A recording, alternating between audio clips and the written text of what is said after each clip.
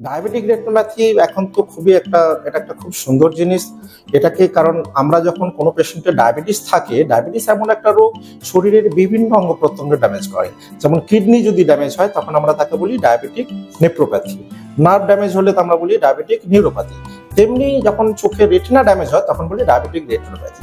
এখন কিডনি খারাপ হচ্ছে কিনা রক্তের রিপোর্ট করে বোঝা যায়, কিন্তু রেটিনা খারাপ হচ্ছে কিনা আপনি কোনো ল্যাবে গিয়ে বুঝতে পারবেন, আপনাকে রেটিনা চেক আপ করতেই হবে। সেটা কিভাবে বোঝা যায়? রেটিনা ডাইলেট করে আমরা মেশিন দিয়ে দেখি ভেতরে কোনো ড্যামেজ হয়েছে কিনা। সব থেকে সমস্যা হচ্ছে রেটিনোপ্যাথি যতক্ষণ না অ্যাডভান্স স্টেজে চলে যাচ্ছে পেশেন্টের দেখতে অসুবিধা হয় না। তাই জন্য পেশেন্টের দেখতে অসুবিধা হোক বা না হোক, যাদেরই ডায়াবেটিস থাকবে, যেই ডায়াবেটিস ডায়াগনোসিস হলো, তাকে বছরে একবার করে রেটিনা চেক আপ করতেই হবে, যাতে ফার্দার ভিশন লস না হয়। ভিশন লস হয়ে গেলে অনেক সময় ট্রিটমেন্ট করা ব্যয় সাপেক্ষ হয়ে পড়ে এবং ট্রিটমেন্ট করার পরেও অনেক সময় দৃষ্টি ফেরত আসে না। তো তাই জন্য ওটাকে আর্লি ডায়াগনোসিস, মানে আগে ভাগে ওটাকে ধরে নেওয়া যে রেটিনোপ্যাথি হচ্ছে এবং তার ট্রিটমেন্ট করাটাই সব থেকে বুদ্ধিমানের কাজ। তাই জন্য আমি বলি যে ডায়াবেটিস যাদের আছে রেগুলার বছরে একবার তো চেক করতেই হবে। তারপরে আপনার ডক্টরবাবু যেমন বলবেন সেই অনুযায়ী ফলো আপ করাটা খুব ইম্পর্টেন্ট।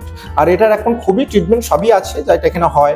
অনেক সময় চোখে ইনজেকশন লাগে, লেজার হয়, অ্যাডভান্স স্টেজে যদি চোখে রক্তক্ষরণ হয়ে যায় তখন অপারেশন করে রক্ত বের করতে হয়। Right.